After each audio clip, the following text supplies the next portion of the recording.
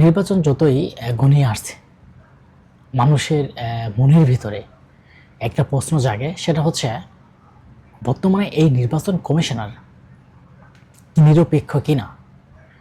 এই ডক্টর মাহমুদ ইউনূসের অধীনে যে বর্তমান নির্বাচন কমিশনার আছেন এবং ডক্টর মাহমুদ ইউনূস নিজেই নিরপেক্ষ কিনা।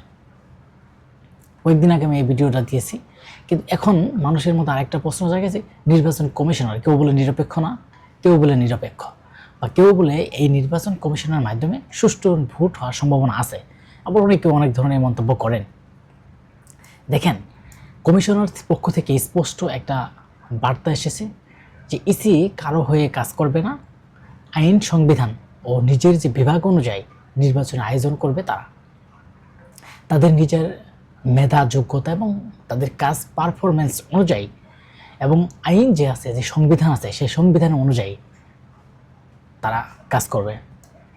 কিন্তু মাঠের যে রাজনীতি বলছে অন্য গল্প বা অন্য কথা বলছে। রাজনৈতিক দলগুলোর অভিযোগ করছে যে প্রশাসন থেকে শুরু করে মাঠ পর্যায়ে এখনও সমান সুযোগ নিশ্চিত করা যায়নি। বর্তমানে নিয়ম রাজনীতি নিয়ে অনেক একটা তোলপাড় রাজনৈতিক দলের ভিতরে। এ সময় বিভিন্ন দলের বিভিন্ন ধরনের প্রশ্ন থাকতে পারে। কেউ বলছে যে নিরপেক্ষ না, কি করলে নিরপেক্ষ হবে। এখন কথা হচ্ছে যে নির্বাচন কমিশনার যদি একটা দল হয়ে কাজ করে বা একটা দলের যখন কাজ করবে, একটা দলের যে চাওয়া পাওয়া সেগুলো যদি ঠিকমতো হয়ে যায়, তখনই কিন্তু বলে যে নির্বাচন কমিশনার নিরপেক্ষ। আর যদি বলে যে তাদের যে দাবি দেওয়া আছে সেগুলো যখন না মানে, তখন কিন্তু বলা হয় যে নির্বাচন কমিশনার সেটা কিন্তু নিরপেক্ষ না।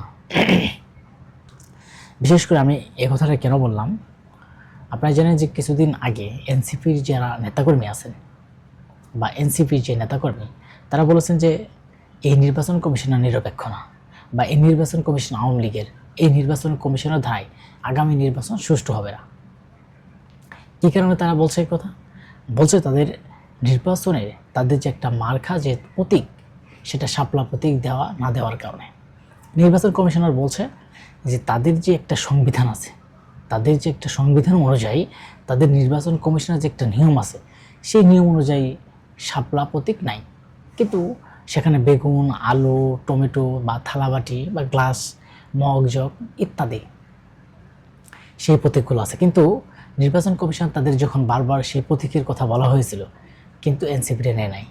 এনসিপিটা ওই মুহূর্তে নির্বাচন কমিশনকে নিয়ে অনেক একটা বিতর্কের মুখে পড়তে হচ্ছে এবং নির্বাচন কমিশনারকে অনেক কিছু বলে আখ্যায়িত করেছেন তারা।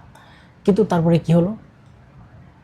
যখন নির্বাচন কমিশনার বলল যে তাদের এই দাবি দেওয়া বিবেচনা করা হচ্ছে, যখন শাপলা কলি দেওয়া হলো, তারা বিভিন্ন জায়গায় মিটিং প্রোগ্রাম করে বললো যে না, শাপলা কলি কি কয়েকদিন পরে শাপলা ফুটিয়ে যাবে, এখন যেহেতু শাপলা কলি দিচ্ছে তাহলে শাপলা ফুটে যাবে।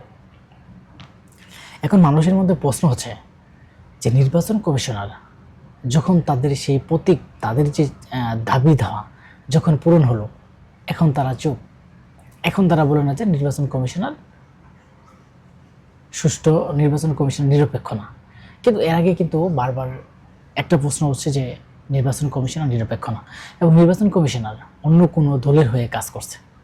কিন্তু এখন যখন তাদের প্রতীক দেওয়া হলো, তখন কিন্তু তারা ঠান্ডা, তাদের আর আলোচনা নাই। ওই সময় তারা বলেছিল যে তাদের ওই প্রতীক না দেওয়া হলে নাকি ধানের শীষ থাকবে না।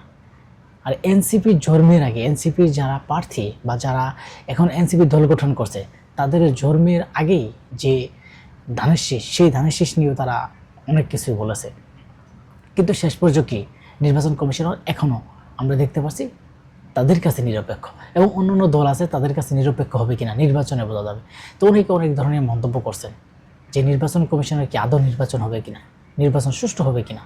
নির্বাচন কমিশনার কিন্তু অলরেডি ঘোষণা দিয়েছেন এবং স্বরাষ্ট্র উপদেষ্টা নৈদিন তাদের যে সেনাবাহিনী, আনসার, পুলিশ বাহিনী, র্যাব, বিজিপি, আনসার সব কিছুই যে মোতায়েন থাকবে 9 দিন পর্যন্ত, এবং এই নির্বাচনকে সুষ্ঠু সুন্দর করার জন্য।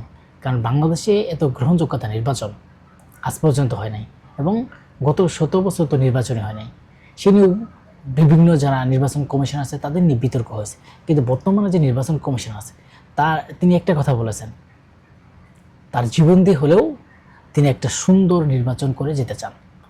এবং ডক্টর মোহাম্মদ ইউনূস এবং যারা সরকার দলীয় উপদেষ্টা আছেন এবং সবাই বলছেন নিরপেক্ষ। আসলে কি আদৌ নিরপেক্ষ হবে কিনা বা নিরপেক্ষ হতে পারবে কিনা? এত বাহিনী এত কিছু দিয়েও সেই নিরপেক্ষ কি করতে পারবে? যদি রাজনৈতিক দলের ভিতরে দ্বন্দ্ব না থাকে, রাজনৈতিক দলের ভিতরে ঐক্য না থাকে, তাহলে আগামী নির্বাচন সুষ্ঠু সুন্দর করা একমাত্র ইসির পক্ষে খুব কঠিন হয়ে যাবে বলে আমরা মনে করি।